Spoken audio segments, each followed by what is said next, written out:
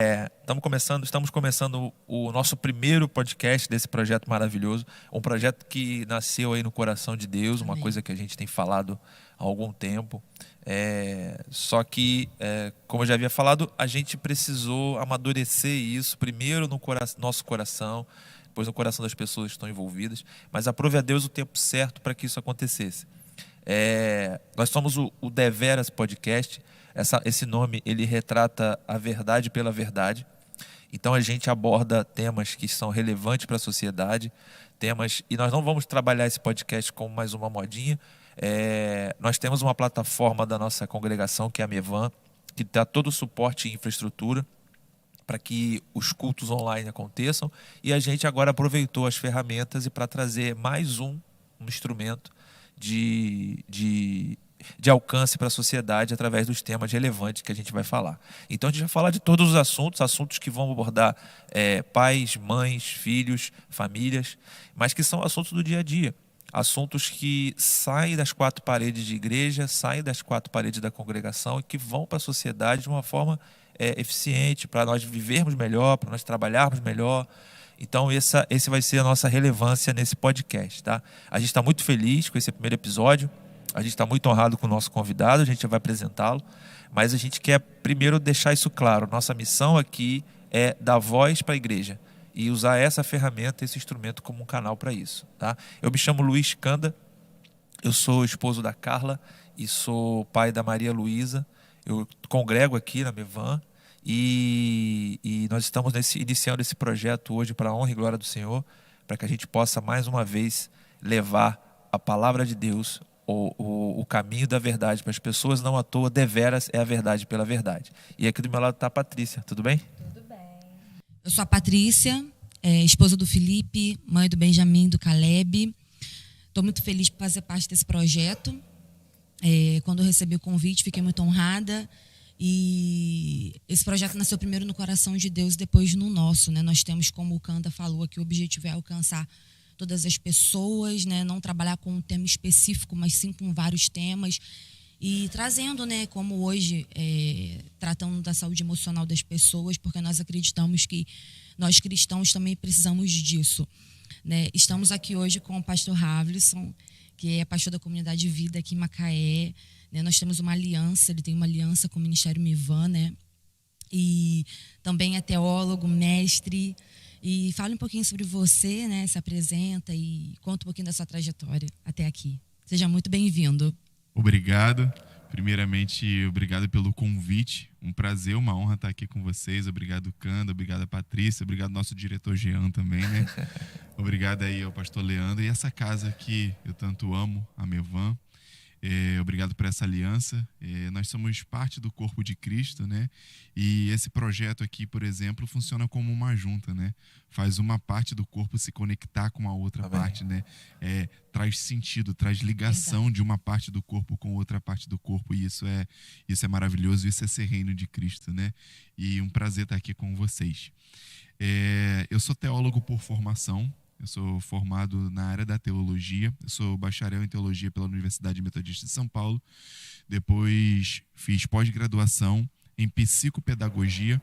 Utilizo a psicologia para o ensino, para a pedagogia. Depois eu me especializei ainda mais na teologia. Fiz mestrado e em seguida doutorado de teologia pela Universidade Cristã da Flórida. Então essa é a minha formação. Em questão da vocação, eu sou mestre por vocação. Embora exerça também os outros 5 ministérios, sou há 13 anos pastor de uma igreja local aqui na cidade de Macaé, mas a minha principal vocação é ser mestre. Eu acredito que um dia encontraremos a plenitude dos 5 ministérios. Amém. Mas, por enquanto, ainda não temos os 5 ministérios. Seremos um dia como Cristo, como Jesus, que tinha integralmente os 5 ministérios. Essa vai ser a restauração do nosso sacerdócio no final das coisas. E então, formação, vocação, e sou escritor por paixão. Aquilo que é paixão é escrever.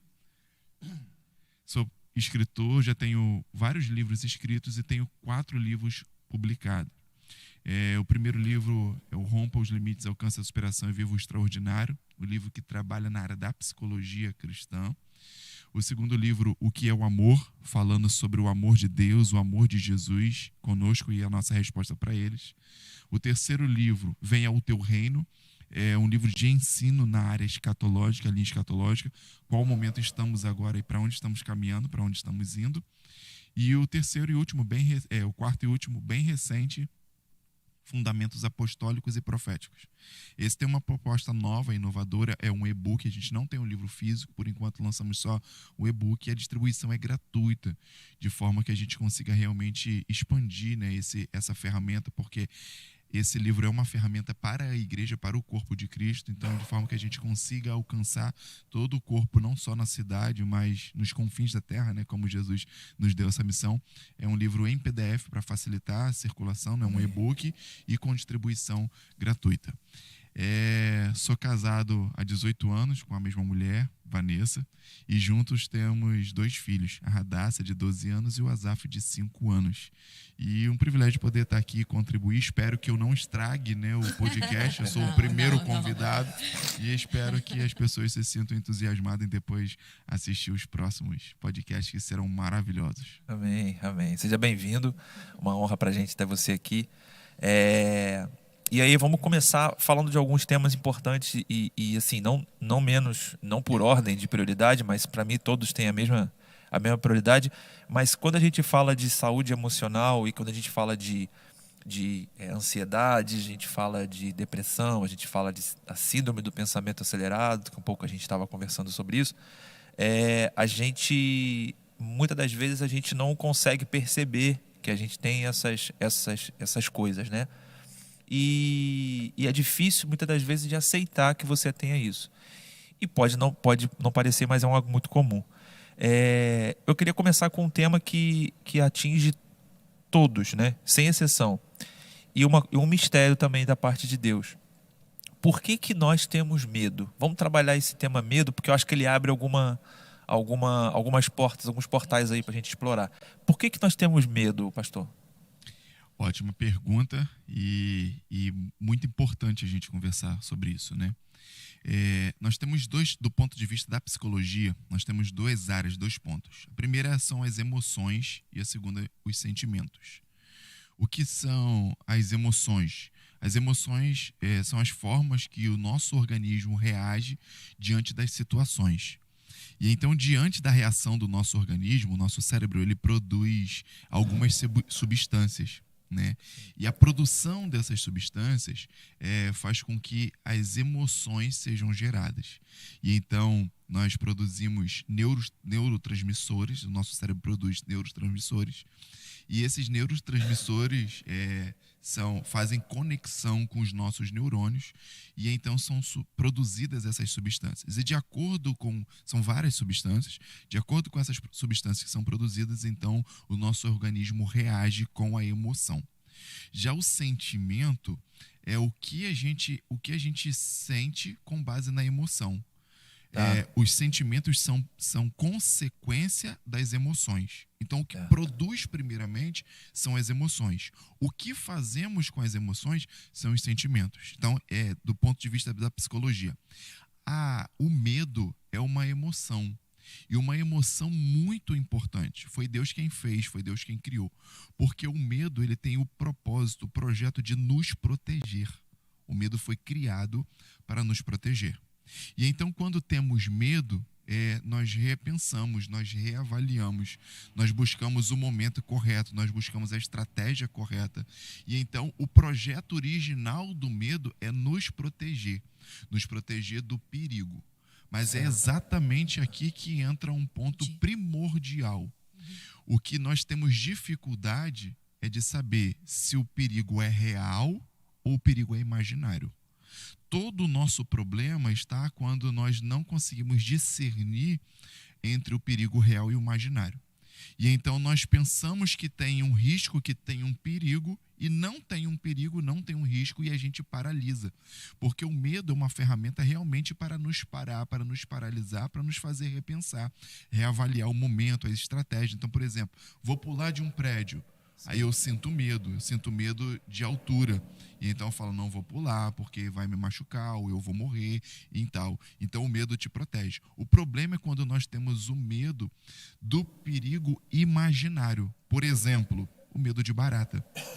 Pessoas gritam, verdade. pessoas ficam totalmente paralisadas, entram numa crise de ansiedade com o medo da barata. E então, o que nós precisamos entender é que a barata produz em nós um medo imaginário. Por mais que eu tenha nojo, que é um outro sentimento, aquela barata não é mortal, ela não vai me matar, ela não vai me ferir. E então eu preciso vencer o medo para que eu enfrente aquela barata. Então, o que nós precisamos fazer é aprender a discernir entre o medo do perigo real ou do perigo imaginário. É isso que nós temos dificuldade, nós embolamos e estamos sempre paralisados diante do medo. O medo, eu acho engraçado, porque assim, não sei se a Patrícia tem essa questão, da barata foi um bom exemplo. Muitas pessoas, principalmente o homem, tem medo de falar que tem medo, né? Isso Normalmente aí. a barata é uma coisa que tem muito homem com medo, mas não consegue assumir. Você Por está quê? aproveitando para abrir o coração? Tô abrindo o coração, eu tenho medo de barata. Mas assim, a questão não é... Eu acredito que é também uma situação de medo de expor o medo, sabe? E aí você falou algo interessante que eu queria abrir um pouquinho mais esse assunto. Diz assim, eu não pulo de um prédio porque eu tenho medo, pura e simplesmente, ou porque eu tenho a experiência de que alguém já pulou e se deu mal. E eu não quero me dar mal. Isso também é um sinal de medo, ok? Mas, não sei se vocês já viram, existem aquelas pessoas que têm um excesso de medo, e existem pessoas que têm o excesso de falta de medo, sabe? É o desbravador, eu não tenho medo de nada. O medo, então, ele precisa estar equilibrado, certo? O excesso de medo ou a falta de medo é algum sintoma de alguma coisa? Sim. Do ponto de vista da psicologia, todos nós temos medo. Porque o medo ele é produzido em todos os organismos. Porque nós produzimos essas substâncias e o nosso organismo recebe a emoção. Mas o que é feito com a emoção, que é o sentimento, é isso que vai mudar em cada indivíduo. E então todo mundo tem medo. A questão é que as pessoas pegam a emoção, que é o que foi produzido, e converte aquilo em sentimento. Então o cara, por exemplo, que ele é desbravador, ele vai converter aquele medo na expectativa da aventura. E Sim. então é o cara que consegue pular lá de parapente, de rapel, descer de rapel e viver essa aventura. É o cara que pega a emoção do medo, mas transforma aquilo ali em um sentimento a qual vai proporcionar ali uma emoção e tal. Então, o que fazemos com a emoção? Todos têm a emoção, mas o que fazemos com a emoção? E é claro que o medo, por exemplo, essa e outras emoções vão vir através de alguns caminhos. Uma delas é a experiência cultural, a experiência de outras pessoas. Alguém já pulou de um prédio e se deu mal, e então eu vou pular também e vou me dar mal. A criança é exatamente assim. A criança, ela no início, ela não tem as emoções. A criança, ela não sente medo, ela não sente nojo. Normalmente não. Então, quando vai chegando numa determinada idade, é claro que não existe um padrão, mas ali a partir de 2 anos de idade começam a surgir essas emoções, o medo, o nojo, muito de referência cultural. Você está enxergando isso na cultura. E é claro que também na experiência própria, você vai estudando as leis, por exemplo, a gravidade. A criança, você fala com ela, não sobe aí porque pode cair, vai machucar. Ela não quer saber. Ela não quer saber da sua referência, ela quer utilizar dela, ela quer criar a experiência dela. Então, quando ela sobe, cai e machuca, ela cria a referência dela. Então, se com 1 metro de altura ela já subiu, machucou, então num prédio de 20 andares ela sabe que vai ser pior. Sim. Então, nós vamos construindo essas referências de emoção e de sentimento com base na cultura da sociedade e com base na nossa experiência individual. Então você falou um ponto chave ali, né? Que é a formação disso na parte criança, a parte infantil. Então, voltando para a origem,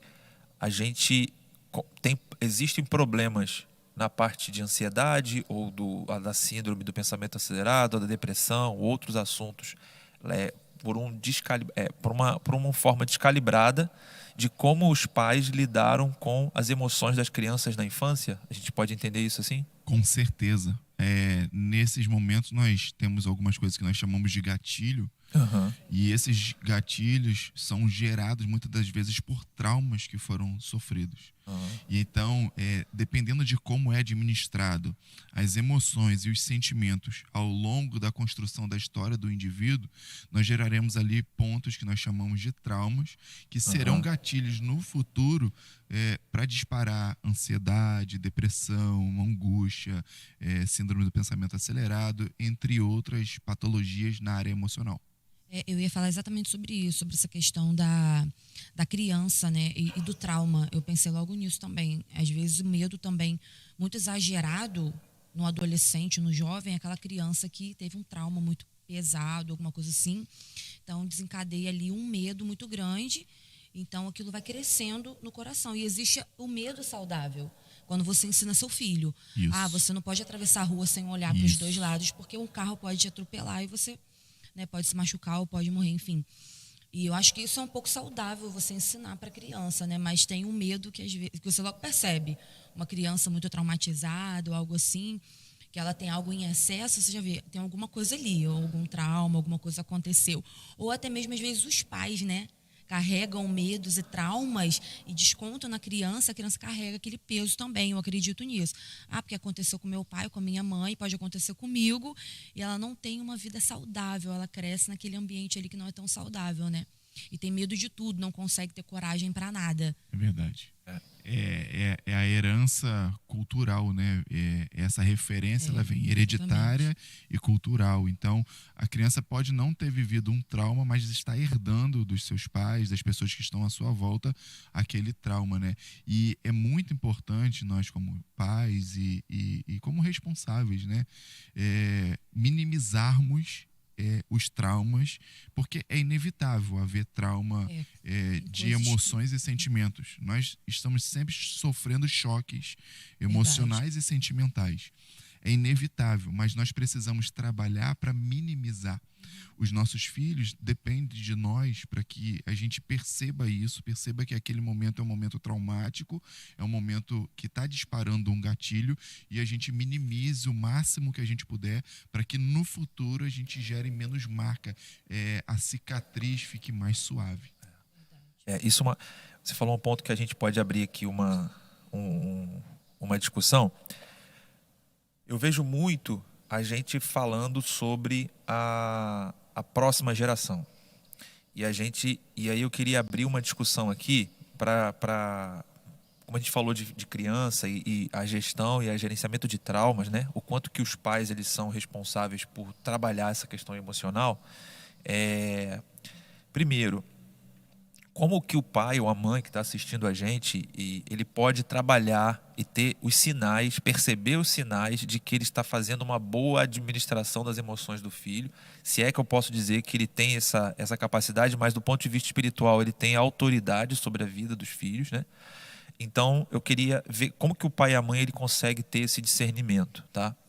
E como que o pai e a mãe, ele consegue trabalhar isso, ou reparar isso, passado o tempo, né? Não sei como é que é a questão da idade, se uma criança de 1, 2, 3, 4, 5, 6, 7, até 10 anos, passou o tempo, meu filho já está com 15, como que eu posso fazer? Então, a primeira pergunta é assim, como que o pai e a mãe conseguem trabalhar, perceber os sinais, Isso, né?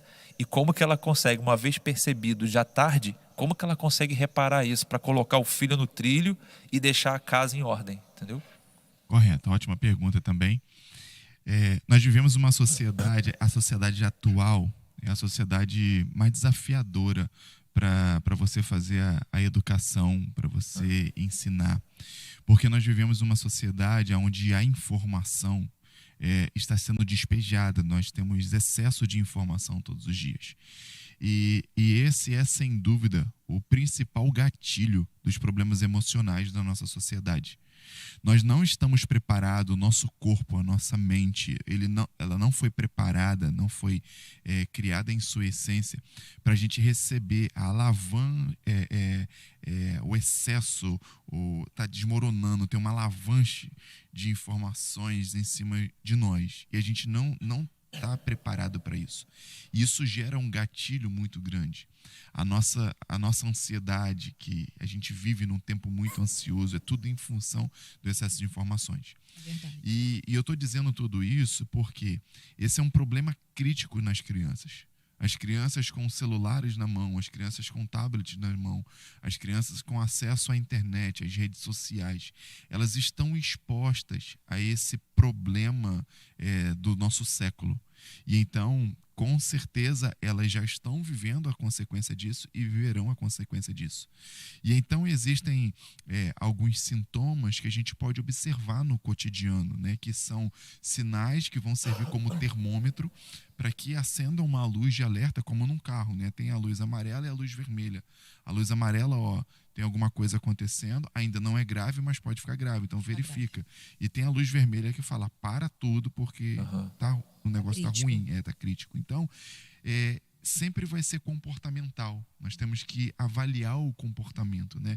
Precisamos tomar cuidado, por exemplo, ver a questão de ansiedade, dificuldade de concentração, o cansaço, irritação, inquietação, entendeu? Oscilação de humor, problema para dormir. E então tudo isso são questões que os pais precisam observar dentro de casa.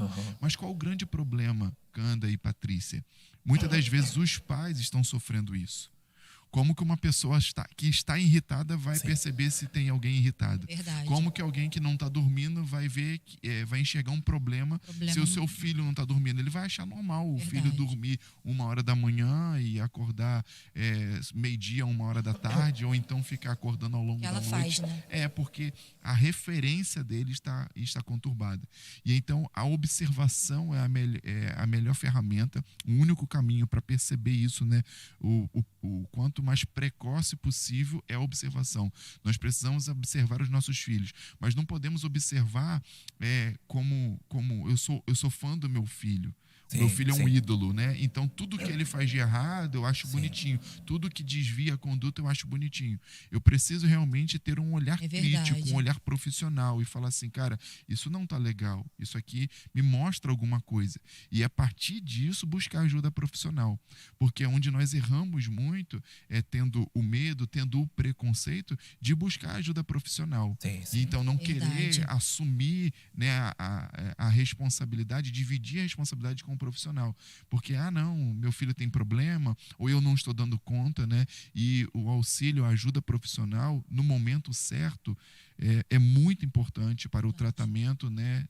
Na hora certa, no momento. Sempre vai ter tratamento, nunca é tarde demais. Nunca é tarde demais para fazer o tratamento psicológico. É claro que quanto mais precoce a gente vai conseguir mais êxitos, a gente vai conseguir resultado mais rápido, mas nunca é tarde. Precisamos sempre avaliar para que a gente sempre possa intervir. Você falou uma coisa que é super importante, né? Os pais aceitarem, né? Estava, inclusive, conversando ontem com a líder do Ministério Kids, né, com a tia Rose, a respeito de um pouco sobre isso, assim, diagnóstico infantil, algo assim, e ela estava conversando sobre algumas situações comigo e eu falei, é muito importante que a gente aceite, porque muitos pais não aceitam, né, seja uma ansiedade ou uma hiperatividade, qualquer coisa, do mais leve ao mais grave. Muitos pais não aceitam, infelizmente. Eu acho que ainda existe muito preconceito com relação a isso.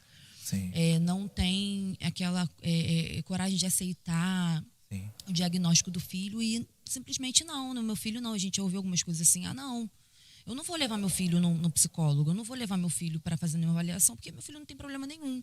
Ou, eu não gosto de levar, eu não gosto de expor a criança. E aí a gente vê que algumas crianças vão passando os anos, os meses, a gente vai vendo que vai piorando e os pais ali não acordam para essa realidade. E eu vejo que é muito importante. Eu até falei uma experiência assim minha, que eu sempre observo muito os meus filhos desde quando eles nasceram, porque eu sempre tive essa mente aberta. Falo, não, eu acho que quanto mais cedo eu observar algum comportamento diferente, melhor. Então eu sempre observava quando o Caleb ou o Benjamin fazia alguma coisa diferente, eu já falava, Felipe, tá fazendo alguma coisa diferente ali, vamos observar? Não, passou. Então tá bom, passou. Agora, não, continua. Então vamos procurar uma ajuda mais específica, né?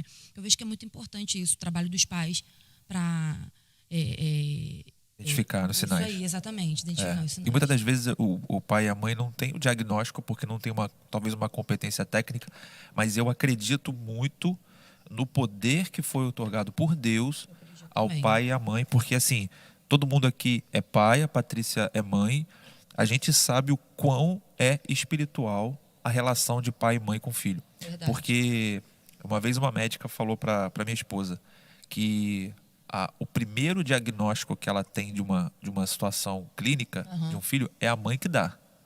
E é batata.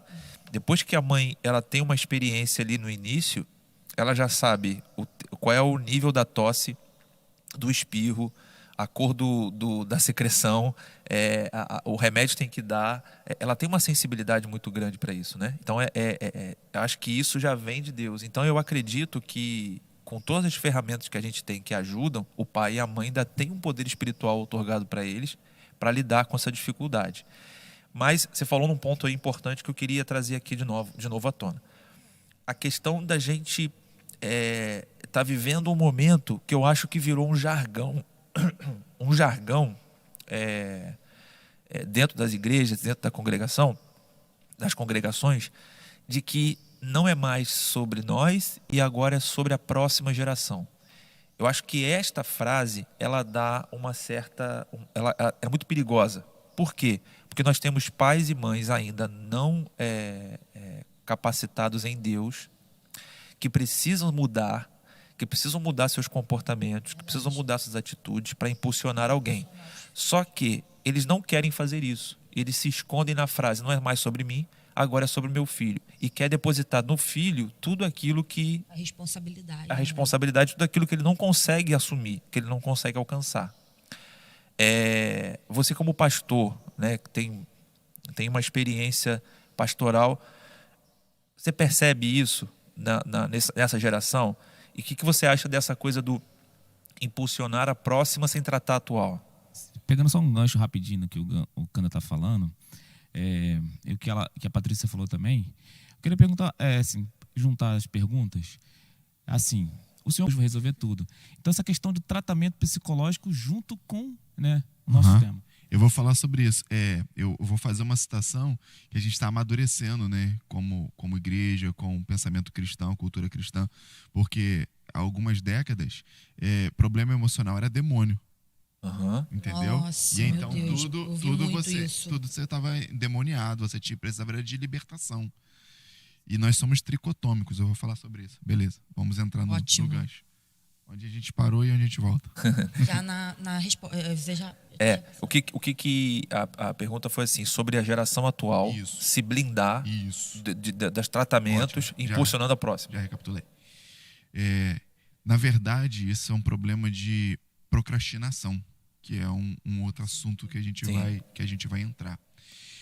Essa é uma grande forma de se defender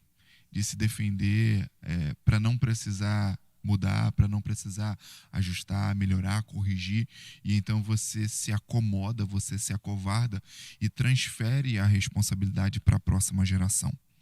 Eu acredito sim que nós precisamos investir na próxima geração e a próxima geração precisa chegar onde nós não chegamos, porque a Bíblia diz que os filhos são como flechas. E qual é o conceito da flecha? A flecha é uma ferramenta, a primeira ferramenta que tinha para a guerra era a espada. E a espada, ela chega onde o guerreiro chega. A espada ela não vai mais longe do que o guerreiro. Ela só chega onde o guerreiro chega. Mas houve um avanço tecnológico e foi criado, então, o arco e flecha. O arco e flecha é um avanço tecnológico na área da guerra.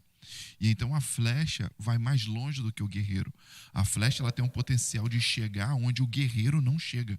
E por isso que os filhos não são espada. Os filhos precisam ser como flecha. Eles precisam chegar onde nós não chegamos. É claro, então, que nós precisamos impulsioná-los. Eles precisam ser melhores do que nós. Mas nós não podemos fugir da nossa responsabilidade. Porque, entenda bem, um dia Abraão pega Isaac e leva Isaac no Moriá, no Monte Moriá, lá em Israel, em Jerusalém. Hoje é o lugar do Monte do Templo, né? Onde foi construído o templo, onde Salomão construiu o templo. Tá? Hoje, onde está lá a mesquita Domo da rocha, né? Aquele ali é o Moriá. Um dia Abraão subiu aquele monte para sacrificar Isaac naquele monte. E nós conhecemos a história, sabemos que Deus trouxe uma provisão e Isaac não foi sacrificado, mas ele subiu para ser sacrificado. E então uma geração, que é a geração de Abraão, foi sacrificar outra geração, que é a de Isaac. Olha o que a história nos conta. Depois de um tempo, uma nova geração, agora Jacó. Abraão, Isaac e Jacó, a terceira geração. Depois de um tempo, essa terceira geração vai a esse mesmo lugar. Sobra esse mesmo lugar, a arqueologia já estudou sobre isso, a teologia, e chegaram a esse entendimento. E então Jacó sobe nesse lugar, e nesse lugar Jacó dorme, descansa, dorme com a cabeça em uma pedra, descansa numa pedra. Não foi o conforto físico que fez ele descansar, mas o que estava ali naquele ambiente. E então, para uma geração, houve sacrifício, para outra geração, houve descanso. O problema é que nós não queremos nos sacrificar. E então, quando nós não nos sacrificamos, nós transferimos o sacrifício para a próxima geração. Se nós não fizermos o que tiver que ser feito agora, nós estaremos transferindo o sacrifício para eles. Então, para que eles descansem, para que eles desfrutem de resultados, nós precisamos nos esforçar agora. Verdade. E não podemos negligenciar e transferir o peso, o sacrifício, a responsabilidade para a próxima geração. Entendi, isso aí. Eu penso igual. Eu acho que a gente precisa amadurecer enquanto pais, enquanto mães, porque eu vejo muita... E eu era uma pessoa assim, eu me defendia muito no jargão sobre a próxima geração. E eu não entendia que eu precisava mudar para que fosse de fato a próxima geração como um processo, né? Diante disso tudo, nós estamos falando de fraquezas, né, nesse primeiro momento. E Deus, ele trabalha de uma forma muito linda, né? A gente estava falando um pouco sobre o tempo, né, que a gente estava conversando no carro quando vim para cá, mas eu queria abordar um tema assim. Deus, ele trabalha da forma como ele quer, e a gente não vai entender isso. Por mais que a gente ainda lute, estude e se aprofunde, a gente tenta, mas as improbabilidades de Deus são muito grandes, a gente não vai conseguir alcançar isso. E o que eu queria, abordando esse tema sobre fraquezas, a gente está falando de pais que não estão se preparando para essa geração, né, deles, gerando filhos muitas das vezes não saudáveis para que tenham o sacrifício lá na frente, e não os processos, que todo mundo vai ter os processos, mas o sacrifício, eu entendi o que você falou, a diferença. Bom, mas a palavra nos diz que Deus, ele ainda assim, na sua infinita misericórdia, ele aperfeiçoa o seu poder nas nossas fraquezas. E aí eu queria abrir essa caixinha para entender o seguinte, mesmo com o cenário de caos, como que Deus, ele consegue se aperfeiçoar, ou como que ele se aperfeiçoa o poder dele na nossa fraqueza? Como que o pai, uma mãe, ou uma pessoa que não tenha filhos ainda, eu abro para todo mundo, consegue entender isso, pastor? Como que Deus, ele aperfeiçoa o poder dele na fraqueza? Porque nós estamos discutindo aqui que a fraqueza é um problema. Do ponto de vista psicológico, do ponto de vista humano, racional, a fraqueza do homem é um problema. Mas a Bíblia nos garante que Deus se aperfeiçoa nela. Eu queria entender fazer essa conexão, entendeu? Legal. Isso Paulo ensina a Igreja de Jesus em Corinto, né, em 2 Coríntios, e isso é primordial, porque é exatamente aí que entra a graça. Porque quando nós queremos só nós resolvermos as nossas fraquezas, e nós queremos nos avaliar diante do quanto somos fortes ou quanto somos fracos, né? Toda virtude é humana, toda recompensa humana, né? Todo elogio, todo aplauso é humano, mas é exatamente aí que entra a graça. Inclusive, antes de falar que nós somos aperfeiçoados, né, ali durante a nossa fraqueza, o poder de Deus se aperfeiçoa nesse momento em nós, Paulo fala sobre a graça, que a graça nos basta, a graça do Senhor nos basta. E então a graça do Senhor entra nesse momento onde nós não temos mais controle sobre a nossa deficiência, a nossa fraqueza, quando nós não podemos fazer mais nada, a graça de Deus entra, mas nós precisamos confessar, nós precisamos reconhecer isso. Nós precisamos dizer, cara, eu tenho problema nessa área, eu tenho dificuldade nessa área. E então Deus entra com a sua graça, com a sua misericórdia e nos modela, nos aperfeiçoa, utiliza daquela fragilidade para que possamos então ser fortalecidos, utiliza daquela fragilidade para tratar em nós e ainda mais, constrói algo em nós que depois vira experiência, serve de testemunho e a gente ainda ensina outras pessoas naquela área que a gente era tão fraco, naquela área que a gente era tão provado. E então, a fraqueza é nada mais nada menos do que um campo, né, um terreno baldio, onde Deus encontra ali uma grande oportunidade para construir algo valioso. Amém, graças a Deus. E engraçado que eu queria falar sobre isso, só para contextualizar e fechar o raciocínio assim, do que a gente abriu aqui. Então, para o pai, para a mãe que está ouvindo a gente, e para as pessoas que estão ouvindo a gente, que não são pai e mãe, entendemos que é preciso estar atentos aos sinais. Nós temos a capacidade de entender os sinais que os nossos filhos nos dão. É preciso nos prepararmos antes de querer impulsionar alguém. Nossos filhos são flecha e nós precisamos entender que nós temos problemas, que precisamos tratar os nossos problemas. Isso. Só que esse tratamento ele precisa ser a partir do aperfeiçoamento do poder de Deus, através da graça. Isso. Só que isso só chega, então, a partir de uma confissão. Então, para vocês que estão nos ouvindo, assim, se você acha que você não tem paciência com o teu filho, se você acha que não tem paciência com o marido, se o marido não tem paciência com a mulher, se o marido ele tem adulterado, ou se a mulher tem adulterado, ou se a casa está desconstruída, está destruída, confessem ao Senhor. Isso, arrependimento. Arrependam-se no Senhor, confessem no Senhor, porque ali vai haver cura, né? Isso. E é ali que há o aperfeiçoamento do poder. Exatamente. É isso. Quando eu entendo que eu preciso melhorar e eu posso melhorar. Quando Paulo fala sobre a ceia do Senhor, né, e ele diz, examine o homem a si mesmo, e ele fala que para que a gente não coma indignamente da ceia. Por muitos anos, a religião utilizou essa doutrina de Paulo para excluir pessoas da ceia do Senhor, da mesa do Senhor. E dizia o seguinte, se você está em pecado, você não pode ceiar. Sim. Só vai cear quem não estiver em pecado. Verdade. Olha que ironia, né? Sendo que a ceia do Senhor é o corpo e o sangue, é o símbolo da redenção, é o sacrifício que foi entregue, né? É o sacrifício para a redenção do homem. E então só vai ter acesso a esse sacrifício aqueles que estão em pecado. Você tem o sacrifício de holocausto, que é a reconciliação do pecador com o seu Criador, com Deus. E então o holocausto é para isso, para você reconciliar. E então Jesus é o sacrifício de holocausto. E então quando era entregue o holocausto, quando alguém reconhecia que errou, que pecou, e então lançava a mão de um sacrifício de holocausto para que pudesse então ser perdoado, ser justificado e perdoado daquele erro que cometeu. E então Jesus é o nosso sacrifício de holocausto.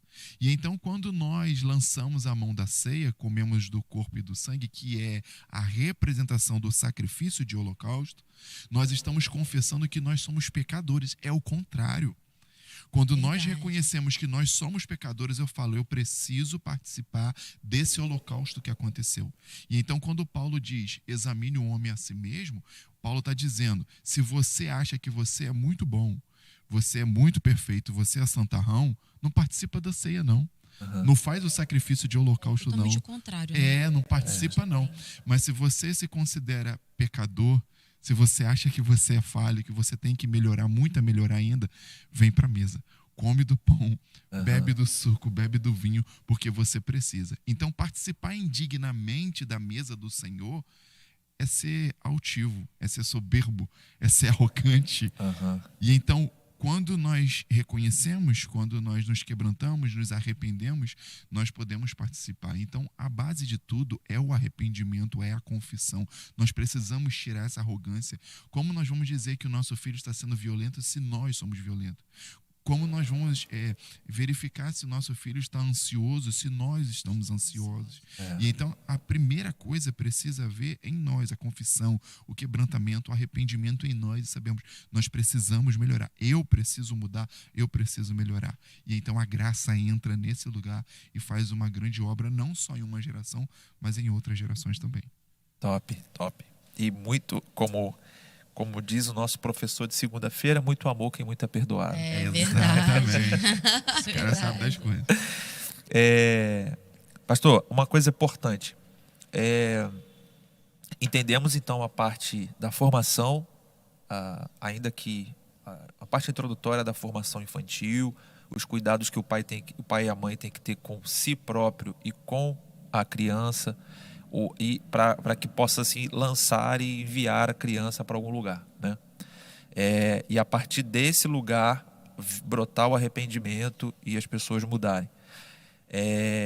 O recado que fica é que há esperança e que há mudança, porque por muito tempo as pessoas que estão ou escondidas ministerialmente ou escondidas pelo pecado, elas têm simplesmente a certeza de que não conseguem mais mudar. E isso é uma coisa que trava muito. O pai ele é grosso porque ele recebeu isso. E ele entendeu que é assim que funciona. A mãe, ela é sem paciência porque ela recebeu isso e entendeu que é assim que funciona. E assim também é com o pecado. Se tá no pecado, não consegue mais sair dali, e não à toa que a palavra diz que é um lamaçal, né? Não é a água fluida. Porque a água fluida você entra e sai facilmente. O pecado, o lamaçal, você já não consegue. Então, há esperança, há saída até a volta de Cristo. Amém. Mas eu queria abrir um ponto aqui, e aí Paty também pode entrar nesse assunto comigo. Agora, a influência que a sociedade e que a tua volta coloca sobre você. Porque assim, uma vez que a gente reconhece quem a gente é, né? Nós estamos falando de reconhecer quem nós somos para impulsionar alguém. A gente começa a não ter mais tanta influência sobre aquilo que a sociedade impõe para nós, certo? E eu costumo falar muito sobre isso, sobre legalidade e moralidade, né? Existem coisas que são legais e essas coisas que são morais, e nem sempre elas vão se cruzar a todo momento.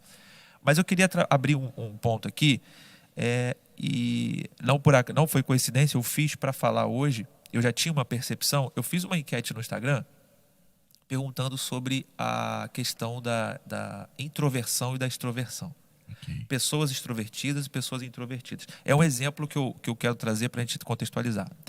A Patrícia, ela é uma pessoa extrovertida. Vamos supor que ela se reconhece extrovertida. O pastor Ravison é uma pessoa extrovertida e eu, por acaso, sou introvertido, certo? São características. Mas o que a sociedade impõe? Que o introvertido, ele precisa ser extrovertido. E isso, na enquete deu quase 80% de pessoas são extrovertidas e 20% são introvertidas. Só que algo interessante que eu vi é que das pessoas que responderam o que eu conheço, eu não percebi extroversão. A melhor coisa é isso, as enquetes é bom, né? Então assim, eu percebo que a pessoa não é e ela se acha que é. Agora, isso é uma influência da sociedade, porque nós estamos criando pessoas, tirando pessoas de lugares que elas não podem sair dali. Porque introversão é uma característica, não é um defeito. Não. Né? E a extroversão, ela também não é uma virtude. Não. Ela é uma característica. Eu queria contextualizar isso para perguntar isso. Como que a gente pode se blindar de uma sociedade que a todo momento impõe um padrão diferente do que Cristo está impondo? Ok. A introversão e a extroversão é uma característica da personalidade. Certo. E cada indivíduo tem uma personalidade. Como cada um tem uma identidade, cada um tem uma personalidade. E é claro que a personalidade ela é construída. Existem alguns fatores, né, que vão determinar a construção da personalidade. Mas a questão é a seguinte: ser introvertido ou ser extrovertido é individual. E os dois têm virtudes e os dois têm defeitos. Sim. Em determinados momentos é importante ser introvertido, em determinado momento é importante ser extrovertido. E então o que nós precisamos entender é que isso faz parte da característica individual, isso faz parte da formação do indivíduo, porque está associado com a personalidade. E hoje nós temos um padrão social onde ser extrovertido é sinônimo de ser correto, é sinônimo de ser aceito diante da sociedade. Mas esse é um padrão falso, né? Esse é um sofisma. Sim. E então o que nós temos? Nós temos pessoas introvertidas que não admitem. Por exemplo, nessa pesquisa que você fez, nessa enquete, você teve lá um alto índice de pessoas extrovertidas, mas se você der um microfone, por exemplo, você colocar esse extrovertido para falar em público e falar, não, eu sou tímido, não quero falar. E como que assim, o extrovertido né? isso mesmo. é tímido, não bate, né? mesmo. Então o cara, ele só não quis admitir Sim. que ele é Ele era introvertido, introvertido. né? E então nós precisamos entender que o introvertido, ele vai se dar bem em várias situações. Ele vai errar menos, né? O peixe morre pela boca, né? E o extrovertido, ele vai se dar bem em outras situações. E a sociedade precisa dos dois. Verdade. Porque Salomão, na sabedoria dada por Deus, né, inspirado por essa sabedoria, ele disse que há tempo para todas as coisas. E então há tempo. Uma das coisas que ele utiliza é tempo de falar e há tempo de se calar. E então, muitas das vezes, o extrovertido não sabe o tempo, né? de ficar calado. Fala o tempo todo. Sim. E o introvertido não sabe o tempo de falar. E o que nós vamos fazer é aprender um com os outros. Sim. Nós vamos desafiar uns aos outros. Porque o extrovertido, ele precisa se acalmar e ser um pouco mais introvertido. Sim. E o introvertido, Exatamente. ele precisa ser desafiado e ser um pouco mais extrovertido. Mas a sua personalidade, ela não deve mudar. O que nós precisamos é ter a percepção em quais momentos eu preciso ser mais extrovertidos e em quais momentos eu preciso ser mais introvertido.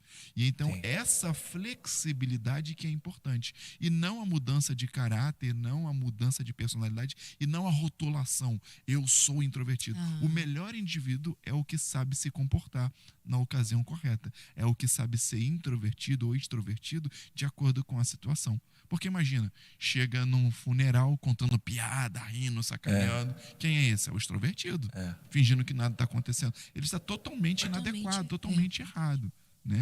E então, ser extrovertido não é um rótulo de ser o melhorzão, de ser o sertão. É saber quando ser introvertido e extrovertido, essa é a melhor opção. Mas eu acho que buscar o equilíbrio, né? Exatamente, Patrícia. Eu acho buscar que o também equilíbrio.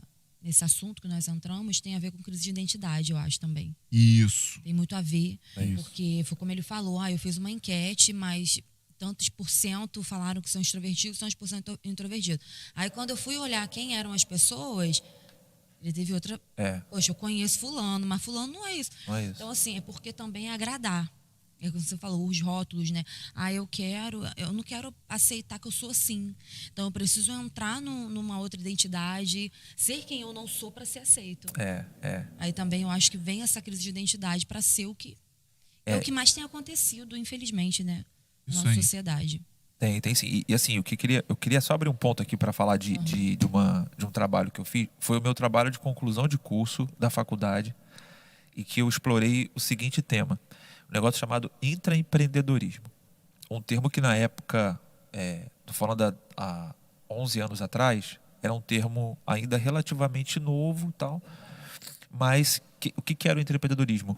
Era a característica de um empreendedor dentro da organização. Então eles querem trabalhar isso. Então o que eles faziam, a empresa? O que é um empreendedor? É um cara desbravador, é um cara que não se preocupa com burocracias, é um cara que não está preocupado se vai entrar às 8 ou sair às 5, para ele não tem horário, e o importante é que ele entregue o resultado, né? É criativo, né? É criativo, exatamente. Então ele até é criativo por necessidade, muitas das vezes, porque aprende, o empreendedorismo né? impõe isso. Então essa é a característica básica, né? A espinha dorsal, a identidade. Aí as empresas resolveram e acharam que ter um empreendedor dentro da organização seria algo bom. Por quê? Porque ia quebrar muitos protocolos, muitas cadeias. Só que eles não se atentaram a um fato chamado relacionamento interpessoal. Qual foi a conclusão que eu cheguei nesse trabalho? É que o setor ele vai ter, sei lá, 10 pessoas que não têm características empreendedoras. E talvez por isso que estão dentro de uma organização. E tudo bem por isso. Não tem nenhum problema você estar dentro de uma organização e ter característica empreendedora. Exatamente. Não tem problema nenhum. Só que você é mais burocrata. E a burocracia não pelo ruim, mas uma burocracia saudável. Você respeita o processo. Você gosta de chegar às 8 e sair às 5. Você gosta de ter o seu vale-refeição. Ok, tudo bem. Eu sou muito assim. Eu também gosto de uma estabilidade. Agora, quando a empresa coloca um empreendedor no meio dessa galera, a galera começa automaticamente ou a recuar ou a rejeitar. Porque você olha para falar assim, pô, o que esse cara tá pensando que ele é? Ele bagunça, né? Ele bagunça, pô. Chegou aqui agora, já quer mudar processo. Chegou aqui agora, já quer... Tá achando que é... Executar tudo, já quer fazer tudo. Já tá tomando café na mesa do chefe, pô. Isso Já tá aí. sentando... É desse Sentando jeito. na janela. Então, assim, não foi saudável por um tempo até que as empresas entenderam que precisava trabalhar pessoas. E aí eu acho que esse é o ponto. Dentro da nossa vida, a gente vai ser impulsionado por alguém ou por alguma coisa externa. E por isso que a gente tem líderes ministeriais fracassados, líderes que estão atrás de uma identidade que não é a dele e não conseguem discernir aonde estão. Por quê? Porque simplesmente chegou por chegar. E aí eu queria abrir essa pergunta, se de alguma forma isso ainda traz um certo complexo de inferioridade. Porque você vai estar num lugar que não é para você, simplesmente porque você acha que você é aquilo que você imagina. E quando você entra, você não é aquilo. Não é. Então, o intraempreendedor, quando ele chega na empresa, ele vê que aquilo não é para ele. Agora, ele tem conta para pagar. E ele vai ficar com um complexo de inferioridade. Agora, o cara que está lá sentado e olha o intraempreendedor chegar, ele olha para o intraempreendedor e fala assim, cara, eu tinha que ser igual a ele. Então, mas eu não consigo. E esse cara vai ter também um problema de complexidade. Então, como chegar no equilíbrio para que as pessoas não alcancem um complexo de inferioridade, já que Deus não trabalha não habita nisso? Como chegar no equilíbrio hoje para a gente ter uma superioridade linear, né? E não se inferiorizar para ninguém, a não ser para Deus. Quero só fazer uma adendo, você entrou numa questão muito importante, né? A questão empresarial, empreendedorismo, ser empreendedor e servir e trabalhar, né, no que nós chamamos de secular, né? E não existe isso, né? Porque estamos vivendo o reino integral, né? Porque Adão, enquanto foi... Depois que foi tirado do jardim, foi expulso do jardim, ele precisou, né, plantar, colher, ele precisou aumentar o seu trabalho, e aquilo era o reino. Ele mudou a forma de construir, de se relacionar com o reino. Então, hoje, quando nós trabalhamos, nós estamos relacionando com o reino. Só precisamos ser intencionais, né? Só devemos viver isso na íntegra. Então, na questão de ser um empreendedor e na questão do trabalho como um todo, a psicologia teve uma contribuição muito importante recente agora. Olha o que a psicologia contribuiu com recursos humanos, com o RH. A psicologia descobriu que 93% das pessoas que são demitidas, elas são demitidas por relacionamento. Tá? Elas são demitidas por comportamento, problemas comportamentais. E então afeta o relacionamento. Então 93% das pessoas que são demitidas hoje por qualquer organização é problema comportamental.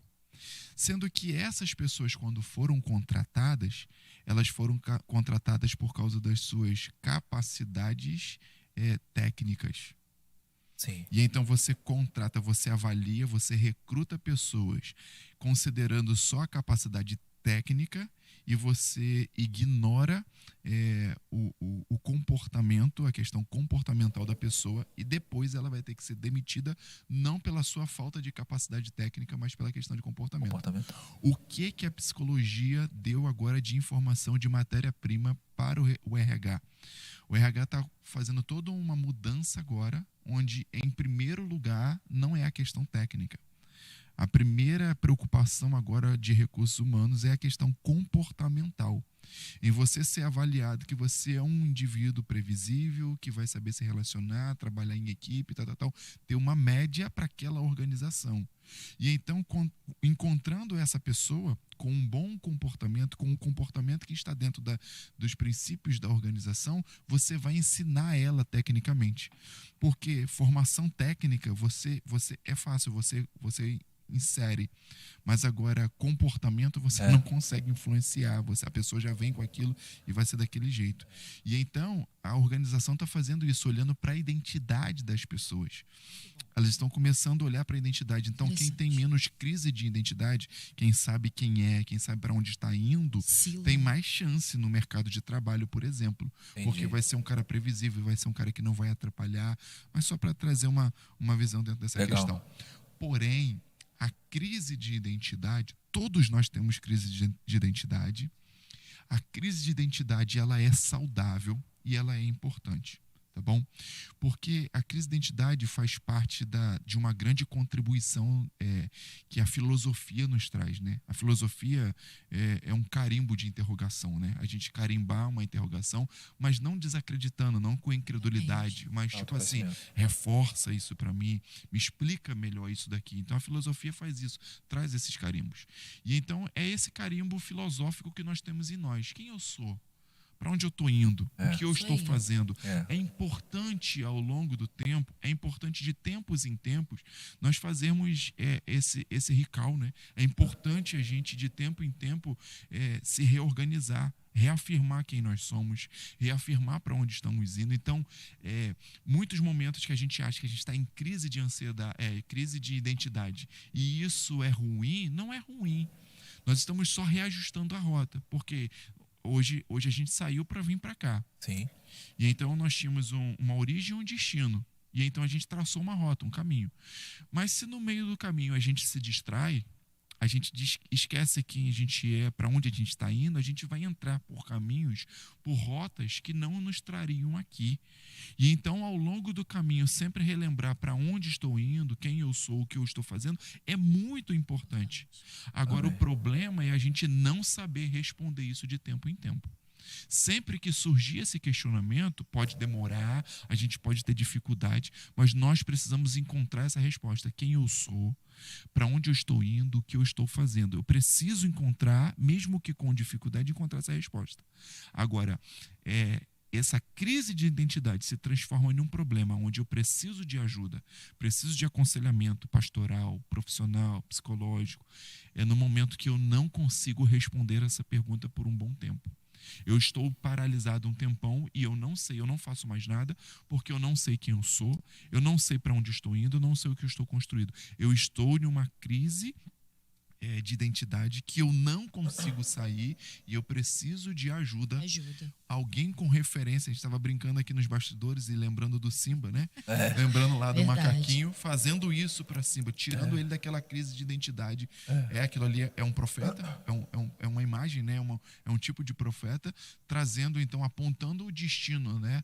Para o Simba. Então nós vamos precisar de pastores, nós vamos precisar de profetas que nos apontem um destino e nos lembre de quem nós somos e o que nós precisamos construir. E então essa ajuda é importante, nós também precisamos aceitar essa ajuda para que isso contribua na nossa crise de identidade. Pegando um gancho aí que o senhor está falando, a questão da crise de identidade, falou um ponto interessante sobre o Simba, né? E eu queria perguntar a respeito disso, porque muitas pessoas, eu já passei por isso também, a gente passa por isso várias vezes na vida, a questão da tribo, né? Se a gente pegar o Simba, ele tá na tribo errada, né? Ele cresce numa tribo errada, que ele é um leão, mas ele tá lá comendo o javali. Gato, com javali, aquelas questões. E o javali também tá na tribo dele errada também. Ratona matata. Isso aí. Então, tipo assim, acho que a questão, assim, o senhor acha que a questão de você achar sua tribo, né? Que muitas vezes a gente quer estar numa tribo, aquela tribo é muito legal, queria muito pertencer àquela, mas você não faz parte dela. Né? Essa questão também é importante, né? Cara, uma pergunta do diretor. Do diretor é primordial. Diretor Goiabinha. Um dia ele vai aparecer aqui. Isso aí. ele tem uma voz muito bonita, né? E então, quando ele aparecer, vai fazer jus à sua voz. Vai, um cara vai, também bonito, vai. né? O pessoal vai falar, poxa, realmente, né? Faz jus. E essa é uma pergunta, é uma colocação super importante, né? A gente volta à questão do padrão da sociedade, né? A sociedade falando, o extrovertido é o melhor. E então a sociedade estabelece padrões de beleza, vários padrões que nós não somos aquilo dali. E a gente fica dando a nossa vida para tentar alcançar aquele padrão. Se tornar aquele padrão que a sociedade estabeleceu. Exato. E a gente gasta toda a nossa vida, todo o nosso tempo, todos os nossos recursos para a gente se encaixar nessas tribos. E, na verdade, nós nunca fomos dessas tribos. E isso acontece em todas as áreas da nossa vida. Inclusive no ministerial também. Sim. Né? Por muito tempo, o auge ministerial era ser um pastor. Era ter um PR na frente do seu nome. E então isso era sinônimo de autoridade, de poder e tal. E quantos evangelistas tiveram seu ministério destruído por causa disso? Quantos profetas tiveram seu ministério destruído quanto a isso? Quantos mestres tiveram seu ministério sufocado porque ficaram almejando o ministério pastoral ao invés de ter plenitude no lugar que ele foi chamado. E então o importante é nós descobrirmos a nossa identidade. Quem nós temos que ser, quem o Senhor quer que nós sejamos. E não quem a sociedade quer que a gente seja. Não quem a igreja quer que a gente seja. Nós precisamos descobrir quem nós somos e ter plenitude dentro daquilo. Porque quando nós temos plenitude dentro da nossa tribo, o Senhor vai nos usar de uma forma maravilhosa. Mas quando nós forçamos estar em um lugar e que não temos legitimidade, seremos mais um e não teremos peso, não teremos relevância nenhuma. É isso aí. Bom, a gente vai precisar... Estamos no final, a gente está encerrando. Paty, quer fazer alguma consideração final aí? Quer trazer alguma coisa à tona? O mais importante, pastor, acho que a gente deixa claro aqui, é que nós não temos um tempo necessário, talvez levaríamos horas e horas aqui para entrar numa profundidade desse tema, né? Claro. Acho que a ideia nossa nesse primeiro momento é que você se sinta confortável em reconhecer aquilo que são falhas na sua vida. A nossa proposta é que você se sinta bem e confortável reconhecendo suas falhas. Acho que essa é a grande missão aqui do podcast. É fazer com que você reconheça de fato que você é falho e que as suas falhas, elas têm um poder de ser aperfeiçoadas no poder de Deus a partir da confissão. Então, olhe para dentro da sua casa, olhe para dentro dos seus filhos, olhe para dentro da tua vida, reconheça quem Deus é em você e não se preocupe com o que a sociedade está falando ou deixando de falar. Avance em casas que Deus mandou você avançar. Eu conheço muitas pessoas que estão dentro de ministérios que, sinceramente, eu já ouvi que falam assim, eu não sei o que eu estou fazendo aqui. Isso preocupa porque se não sabe, é um problema. Mas nosso objetivo é que você tenha um conforto, acho que a palavra é essa, um conforto e uma liberdade de reconhecer as suas falhas. E acho que essa é a proposta do podcast, acho que a ideia hoje foi um pouco disso.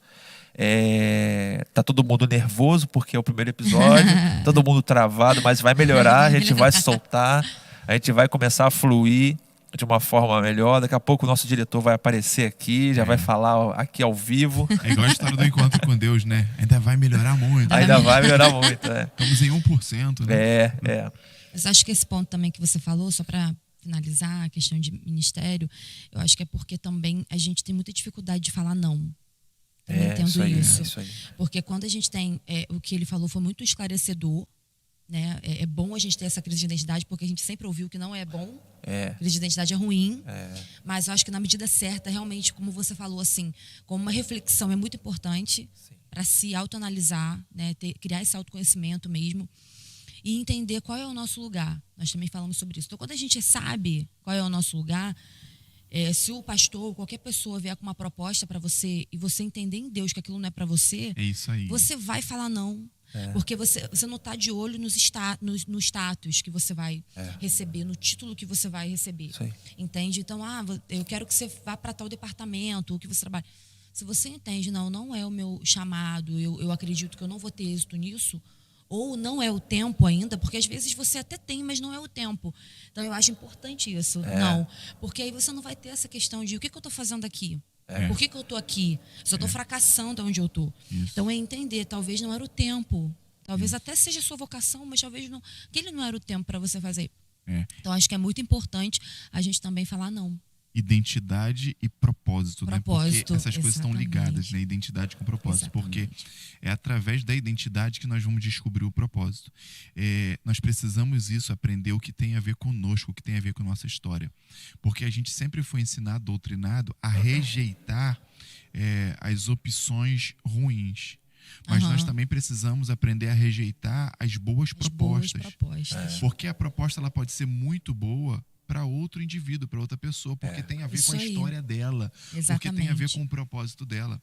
Mas pode pagar até um salário bom, pode pagar um salário legal, pode ter boas recompensas, boas retribuições, mas se não tiver a ver com a minha história, se não estiver alinhado com a minha identidade, com o meu propósito, eu não posso entrar nesse negócio. Muito importante.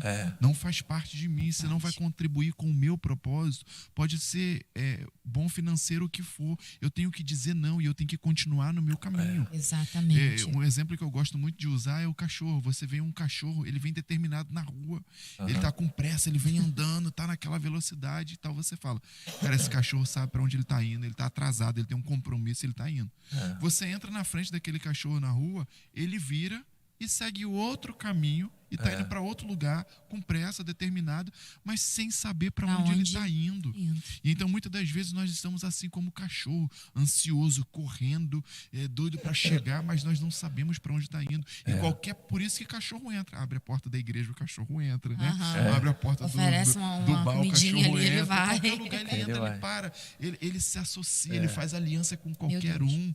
E então nós não podemos fazer isso. E o que vai nos proteger é a identidade e o propósito. Quando nós temos clareza da identidade e do propósito, então sempre que houver uma proposta, fizeram uma proposta de trabalho, uma proposta milionária, uma proposta ministerial para mim, eu tenho que parar e perguntar quem eu sou. É isso aí. E para onde eu estou indo. Tem a ver com minha identidade e propósito, eu vou aceitar. Se não tem, eu vou dizer não e eu vou continuar o meu destino, porque eu não posso interromper isso com alianças, com propostas, porque muitas das vezes isso vem exatamente para ferir, para paralisar mesmo a nossa identidade e o nosso propósito. Muito importante. É verdade. Muito pontual. Que aula, né?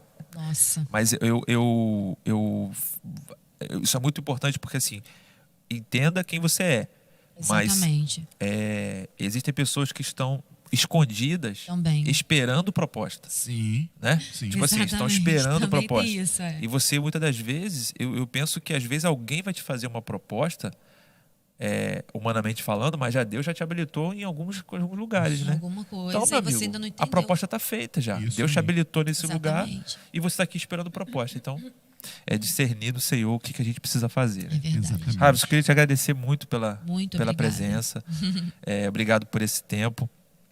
Como eu falei, a gente está desencadeando um novo projeto aí. Esse vai ser um start muito bacana. Já começamos bem, graças a Deus. E queria agradecer pela sua disponibilidade, queria agradecer pela sua vinda aqui, pelo seu coração na obra, por tudo que a gente tem feito aqui, trabalhado, você está envolvido. Amém? Imagina, disponha. E eu quero aproveitar agora e fazer uma consideração final, que eu acho muito pertinente com esse primeiro episódio, a questão do Setembro Amarelo. O que nós precisamos entender. Um dia o apóstolo João disse ao seu discípulo Gaia, né? Isso está lá em 2 João, na segunda carta do apóstolo João, não, desculpa, na sua terceira carta, 3 João, lá no capítulo 2, ele fala ao seu amigo, discípulo Gaia, ele fala assim, do presbítero ao amado Gaia, alguém que ele gostava muito, ele diz assim, eu oro, eu faço votos ao Senhor, eu oro, para que todas as coisas possam ir bem com você, assim como já vai bem a sua alma. Em outras traduções, ele diz assim, eu oro para que você seja próspero em todas as coisas, como já é próspera a sua alma.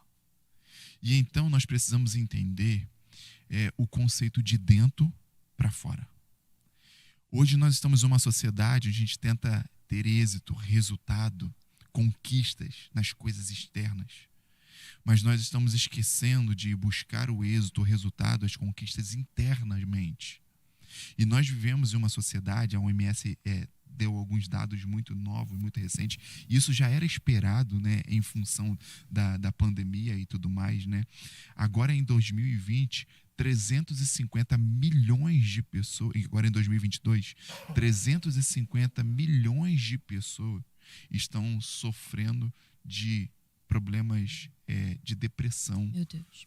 350 milhões de pessoas. Esse é um dado mundial. E não menos grave, isso é só depressão. 700 milhões de pessoas, né, o dobro disso, estão sofrendo de algum problema emocional. E então hoje nós temos no mundo 700 milhões de pessoas a qual vai fazer sentido tudo isso que nós estamos ouvindo aqui. 700 milhões de pessoas que querem ser um ótimo profissional, que querem ser isso, querem ter casa, carro, não sei o quê, mas estão mal, estão vivendo uma crise, estão doentes. E onde eu quero chegar nisso tudo? Por muito tempo, a igreja foi irresponsável. Por muito tempo, a igreja, eu estou falando a igreja de Cristo, em toda a terra, não estou falando de nenhuma denominação, nenhum pedaço. Toda a igreja de Cristo foi irresponsável, foi incoerente. Porque algumas décadas atrás, sempre que a pessoa tinha um problema emocional, falava que tinha que levar ela no culto de cura e libertação. Falava que aquilo era demônio. E por muito tempo se esqueceu que nós somos seres tricotômicos: corpo, alma e espírito. E problema físico, né? A pessoa chegava com uma ferida, com uma enfermidade física, a igreja orava para que a pessoa fosse curada. A igreja encaminhava a pessoa para um profissional. Falou, não, vai no cardiologista, no neurologista. Sempre aceitaram isso. A igreja sempre trabalhou a questão espiritual, né? Corpo, alma e espírito. Então, o corpo e o espírito a igreja sempre trabalhou. Mas todas as vezes que nós vimos para o campo emocional, a igreja falava que era demônio e mandava para o culto de cura e libertação, ou então falava que era pecado, né, e mandava a gente confessar o pecado. E então, o que nós avançamos hoje, e nós melhoramos muito dentro disso, que a igreja hoje está reconhecendo que nós somos tricotômicos. E o que João está dizendo, o apóstolo João está dizendo, precisa haver plenitude no corpo, precisa haver plenitude no espírito, mas também tem que haver plenitude na alma. E a plenitude nas outras coisas vai depender da plenitude que está no seu espírito. E então você vai ser próspero nas outras coisas à medida que você já é próspero na sua alma. É isso que ele está dizendo para Gaio.